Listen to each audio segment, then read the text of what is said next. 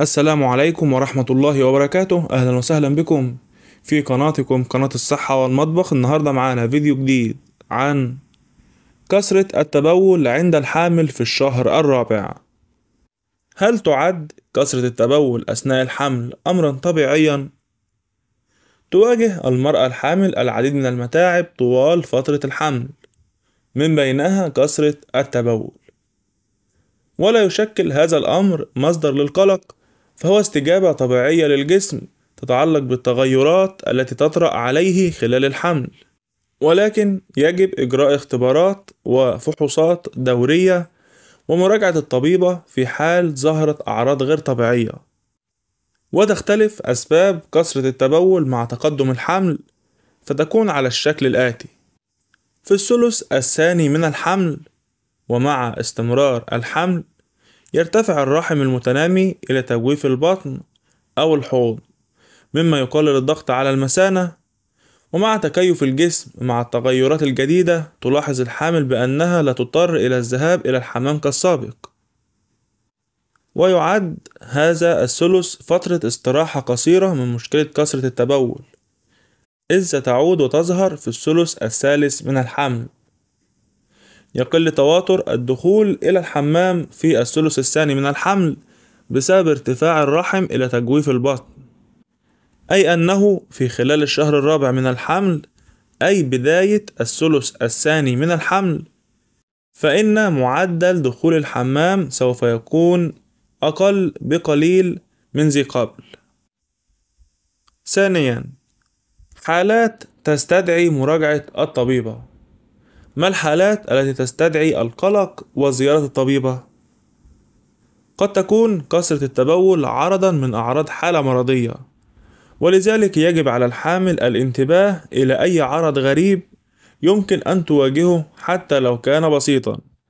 وفيما يأتي الأسباب الأكثر شيوعا والتي تستدعي زيارة الطبيبة خلال الحمل. 1. عدوى المثانة. ما هي أسباب هذه الحالة؟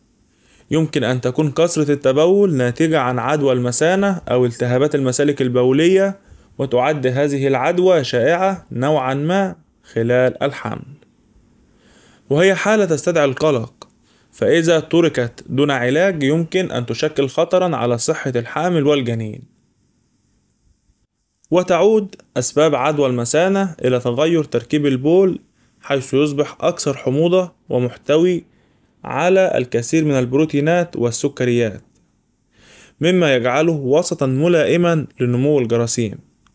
وتتمثل أعراض هذه العدوى والتي تستدعي زيارة الطبيبة ما يأتي: زيادة الحاجة الملحة للتبول، الشعور بحرقان عند التبول، يصبح مظهر البول معكرا، يكون للبول رائحة قوية، وجود دم في البول، أو ألم في أسفل الظهر والبطن والجانبين.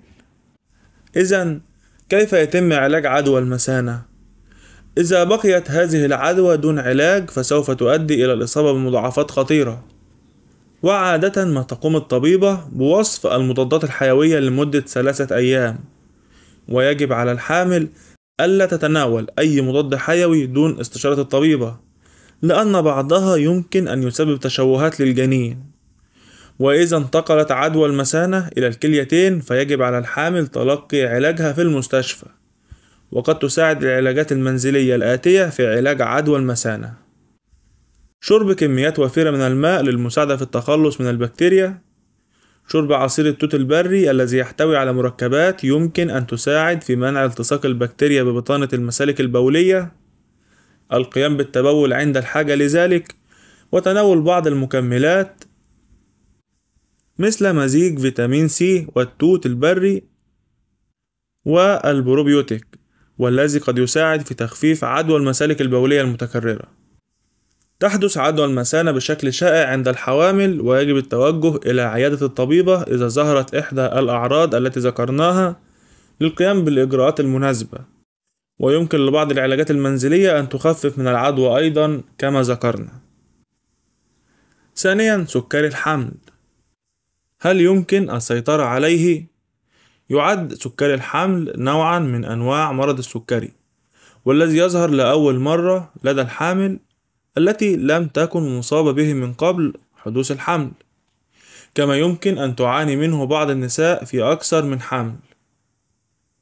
وفي العادة ما يظهر في منتصف الحمل، حيث يقوم الأطباء بفحصه بين الأسبوع 24 والأسبوع 28 من الحمل، ويمكن السيطرة عليه في كثير من الأحيان من خلال اتباع نظام غذائي صحي وممارسة التمارين الرياضية بانتظام، ولكن قد تضطر الحامل إلى استخدام الأنسولين للتحكم به.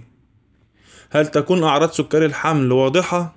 تختلف أعراض هذه الحالة من امرأة إلى أخرى، ولكن غالبا ما يتم تشخيصها أثناء الفحص الروتيني للحمل، فلا توجد أعراض واضحة، ولكن قد تعاني بعض النساء من أعراض خفيفة مثل زيادة الشعور بالعطش، وهي أعراض غير مقلقة للحامل ولا تهدد حياتها أو حياة طفلها.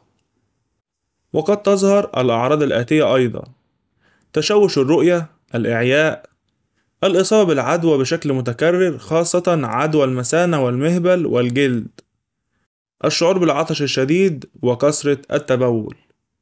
يمكن أن تصاب الحامل بسكري الحمل ويتم تشخيصه بعد إجراء الفحوصات اللازمة وملاحظة الأعراض، لذا يجب على الحامل أن تخبر الطبيبة بجميع الأعراض أو العلامات التي تواجهها. والآن دعونا ننتقل إلى الجزئية التالية: نصائح للتأقلم مع كثرة التبول عند الحامل. غالبا ما تزول مشكلة كثرة التبول بعد حوالي 6 أسابيع من الولادة، وقد توصي الطبيبة بإجراء تمارين كيجل، والتي تساعد على تقوية عضلات المثانة وقاع الحوض، مما يساعد في التحكم في تدفق البول بشكل أفضل، ويمكن القيام به عدة مرات يوميا. ولكن في حال وجود مشكلة مرضية كالتهاب المثانة على سبيل المثال، فلن يفيد هذا التمرين، ويجب زيارة الطبيبة لعلاج المرض الموجود. يمكن أن تساعد تمارين كيجل وبعض التدابير المنزلية في تقليل تواتر الدخول إلى الحمام نوعا ما، ولكن ستبقى الحامل تعاني من كثرة التبول بسبب ضغط الرحم على المثانة إلى ما بعد الولادة. والآن دعونا ننتقل إلى الجزئية الأخيرة بإذن الله في هذا الفيديو: نصائح للتعامل مع سلس البول.